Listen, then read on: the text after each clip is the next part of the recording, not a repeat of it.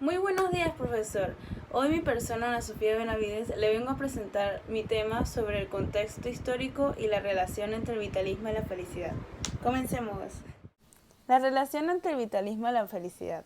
Cuando uno se pregunta por el sentido de la vida, en las explicaciones hedonistas, Epicuro, por ejemplo, decía que el sentido de la vida humana está en la búsqueda del placer, y Aristóteles en sus teorías afirma que el sentido de la vida está en la búsqueda de la felicidad. Pero Nietzsche le contesta que para comprender lo que es vivir, la respuesta que se diera no solo tendría que valer para los seres humanos, sino que también tendría que valer para todos los demás. En este caso, los humanos por aumentar sus conocimientos, su dominio de la naturaleza, para dominar una tecnología que aumente sus capacidades de acción y de superación. Por lo tanto, el motivo también ha sido no el placer ni la felicidad, sino el poder. No obstante, es verdad que cuando se produce un crecimiento y un aumento de la propia potencia, se produce también un placer y una felicidad. Pero no es la felicidad y el placer lo que se busca, sino el efecto. Y se concluye de esto que los seres humanos, más que buscar solo el placer y evitar el dolor, lo que buscan es un aumento de su ser.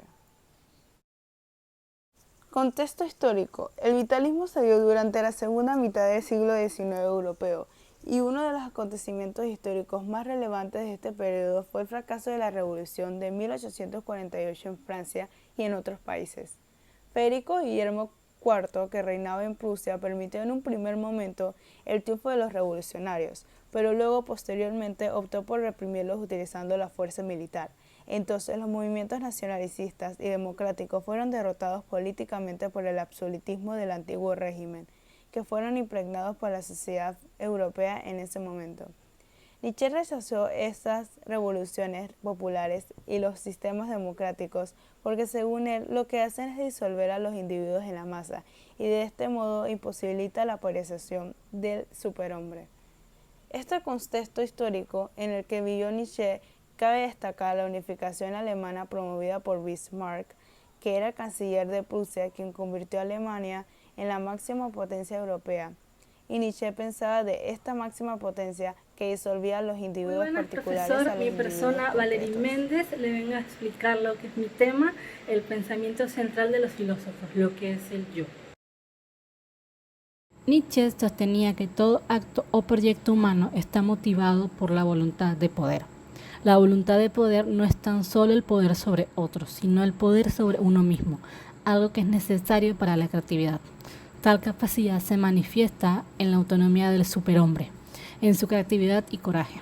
Aunque Nietzsche negó en multitud de oportunidades que ningún superhombre haya surgido todavía, cita a algunas personas que podrían servir como modelo: Sócrates, Jesucristo, Leonardo da Vinci, Miguel Ángel, Shakespeare, Goethe, Julio César y Napoleón. Para llegar al superhombre, el hombre europeo tiene que autosuprimirse, y este proceso debería pasar por 3 fases. Fase 1. El camello es el símbolo del hombre europeo actual, que todavía está impregnado de la moral de esclavo y que soporta el peso de la carga con paciencia. Fase 2. El león, en cambio, es el símbolo del hombre revolucionario, el que se levanta contra la moral de los esclavos. A la vez, el león, después de romper las cadenas de la esclavitud, tiene que transformarse en niño. 3. El niño simboliza la pureza e inocencia de la infancia, desde la que se recae la nueva tabla de valores.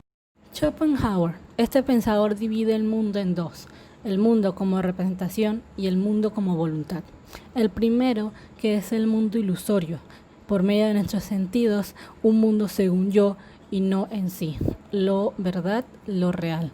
Y el segundo es el mundo real. El concepto de voluntad es central para el pensamiento y el hablar para poder alcanzar la realidad, es decir, esperar, tener, amar, odiar, sus acciones, decisiones.